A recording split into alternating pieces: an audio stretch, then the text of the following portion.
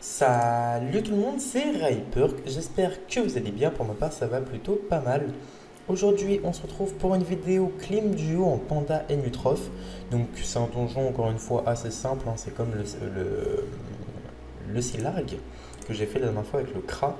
Donc il va me rester plus que la Mrs Freeze pardon, et le compte à rebours à faire. Et après j'aurai fait tous les donjons de Freeghost 3 en termes de succès et de succès de duo du coup.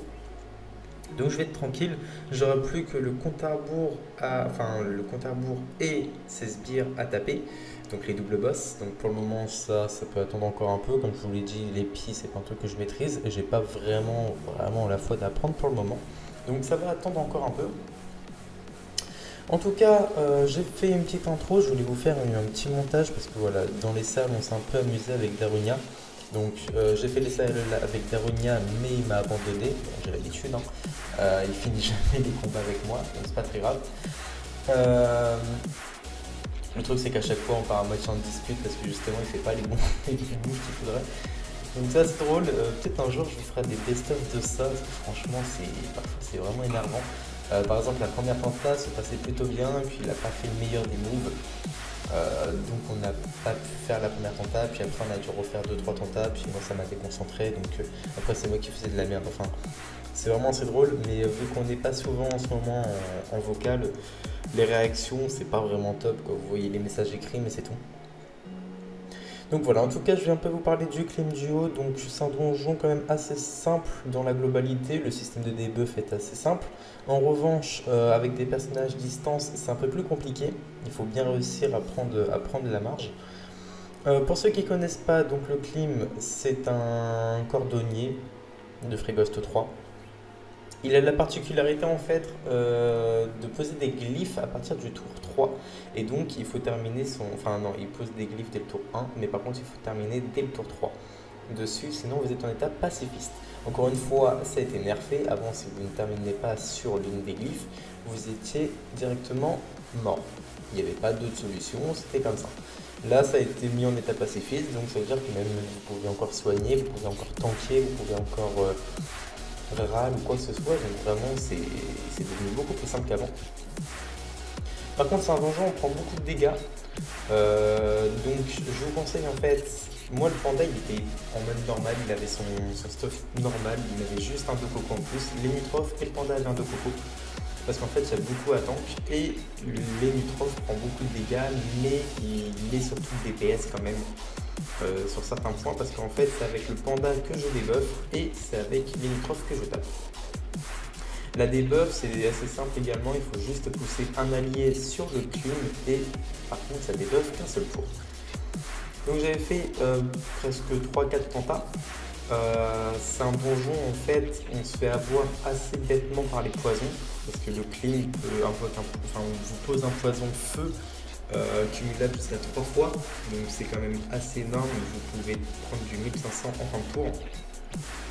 Donc c'est pour ça que j'essaie de soigner le plus possible, et avec les Nutroph, je tue mes invoques, ou je pose des invoques pour que le panda puisse justement les tuer, donc récupérer un peu d'HP. Avec le panda, je vous conseille de jouer haute vie. Donc à savoir que si vous avez un meilleur DPS que les Nutroph, chose pas très compliquée, hein, je pense notamment à un Yup ou un Zobal ou quoi que ce soit, vous n'avez pas vraiment besoin de jouer votre panda en mode Rox. Il peut largement suffire en mode tank. Donc après c'est à vous de voir, vraiment vous êtes assez libre là-dessus. Je vous conseille vraiment juste, de toute façon le duo je peux pas vous le faire à votre façon, le placement que j'ai ça a été un placement approximatif, j'ai pas tout calculé, j'ai fait ça à ma façon comme d'habitude, il n'y a pas de raison. Le climat, ses résistances sont assez élevées sauf en haut, donc n'hésitez pas à optimiser à la limite votre stuff en haut. Je pense que vous voyez, voilà, maintenant il y a pas mal de classes qui permettent de le soloter, hein. Moi pour ma part je joue avec la musette pour avoir du soin et le partage des dégâts et qui est beaucoup plus intéressant en fait car ça reste sur une plus grande distance. Donc là par contre j'ai fail. J'ai voulu vivacité, je joue très peu avec le sort, avec ce sort là, c'est la variante en fait de la maladresse. Donc j'ai vraiment pas l'habitude et j'avais pas du tout capté que le panda était stable donc je pouvais pas changer de place. Donc c'était assez malin de ma part.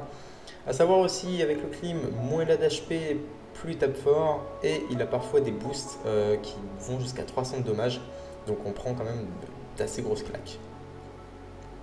Vous voyez, pardon, c'est la fin de journée, j'arrive plus à parler, ça y est. Là par exemple, il vient de taper à peu près du 1200 sur mon Wasta. Trop bien. Là, j'ai pas pu finir, j'ai mal calculé avec le panda, je sais pas ce que j'ai fait encore une fois, mais donc vous voyez, il a un état pacifiste pendant un tour, donc il faut reterminer sur justement une glyphe. La glyphe part au bout de 2 tours, donc elle reste 2 tours, et elle est en fait automatiquement posée au début du tour du clim. Donc si le clim est trop loin, et ben, vous n'allez pas pouvoir en profiter, et s'il est trop proche, vous allez prendre trop de dégâts. Donc il faut avoir le juste milieu. Autre petite astuce qui pourra vous plaire et vous convenir, ça va être en fait de jouer avec la prohibition donc, du panda qui va tout simplement vous permettre d'être invulnérable au corps à corps. A savoir que le clim ne tape uniquement au corps à corps, sauf avec ses poisons. Donc dès que vous lancez la prohibition, vous essayez de terminer au corps à corps du clim. Comme ça en fait, même ces poisons, eh ben, ils vont pas vous taper et donc ça c'est plutôt cool. Alors là on arrive au tour 16. Vu que le panda était prohibition, je ne peux pas le soigner, donc je relance la musette. Je termine sur ma case, comme ça je ne suis pas trop loin non plus. Là on a un clim à 5000 HP. Avec le panda, j'ai invoqué le tonneau pour que le clim puisse taper le tonneau et non l'un des personnages. Donc vous voyez, à chaque fois il attire. Et là, avec les Nutrophes, ça va partir son accélération, une vivacité. Sort très pratique qui permet d'échanger les places. La Kawad qui va faire un léger régène vraiment.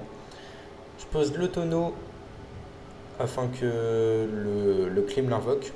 Je balance l'Alibé pour debuff le clim pendant un tour. Je me stab, je me picole, je vais me bouclier et je vais porter Inutroph. Voilà, il tape le tonneau, il lâche du moins 1200 et sur le panda, il lâche du 500. Les Nutroph, donc il peut taper sur ligne de vue, dans tous les cas il l'avait. Donc j'optimise surtout les dégâts hauts, Chalas rigide, parce qu'en fait tous les mobs ont des résistances et faiblesses différentes. Et le plus chiant reste le Godrush qui a des faiblesses air.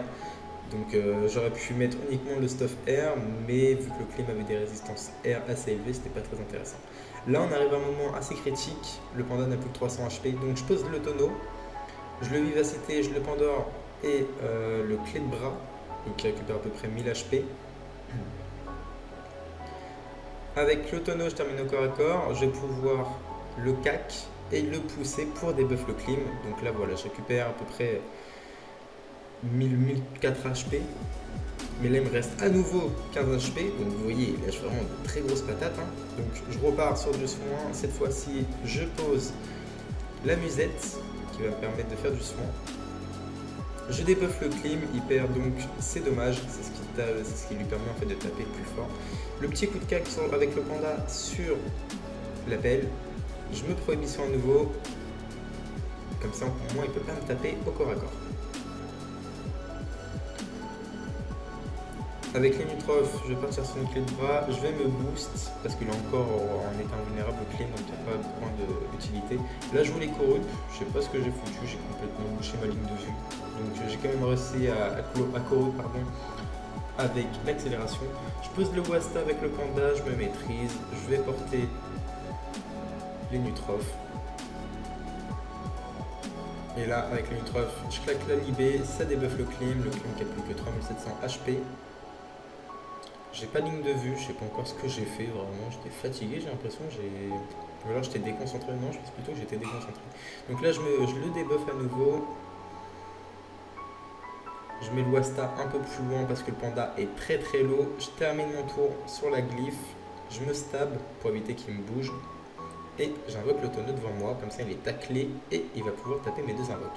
Il a complètement OS le Wasta. Le panda n'a plus que 600 HP, donc là je pars sur du soin. Je vais poser le coffre au corps à corps du clim pour lui donner un petit appât, ça va l'occuper un peu. Je le débuffe une nouvelle fois pour éviter vraiment que les poisons tapent trop fort. Parce que les poisons, voilà, durent 3 tours et donc à chaque fois qu'il vous touche, il le relance. Je tue le tonneau, je vais reporter les nutrophes, je vais débuff le clim. Le clim, voilà, qui passe son tour sur le coffre animé, qui laisse à 176 HP. Les nutrophes qui va être en mode full tour et juste garder 2 PA pour la vivacité en fin de tour. Le petit coffre qui tape du 756. Donc là, voilà, il n'y a plus grande difficulté. Globalement, il a plus de boost, il ne sait pas relancer de boost. Donc je le débuffe à nouveau. Là, j'hésite en fait à taper le coffre, à le tuer ou non. Mais je préfère jouer safe, comme ça je me dis qu'au moins il va pouvoir plutôt taper le coffre et non l'un de mes personnages pour éventuellement le tuer. Pourtant, il laisse mon panda très peu de vie. Voilà, en tout cas, c'est la fin de cette vidéo. J'espère qu'elle vous a plu. N'hésitez pas à vous abonner et lâcher vos petits pouces bleus. J'ai l'impression qu'il y a un petit bug en ce moment sur les pouces bleus, mais on verra ça un peu plus tard, c'est pas très grave. J'espère que cette vidéo vous a plu. C'était Hyperk.